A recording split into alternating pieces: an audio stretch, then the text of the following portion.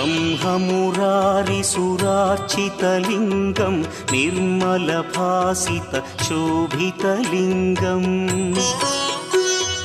जन्मजदुःखविनाशकलिङ्गं तत्प्रणमामि सदा शिवलिङ्गम्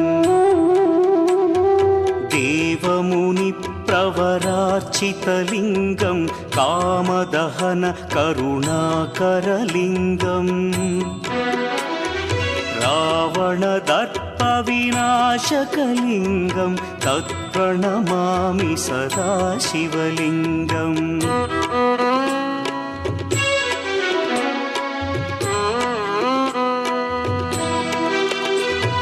सर्वसुगन्धसुलेपितलिङ्गं बुद्धिविवर्धनकारणलिङ्गं सिद्धसुरासुर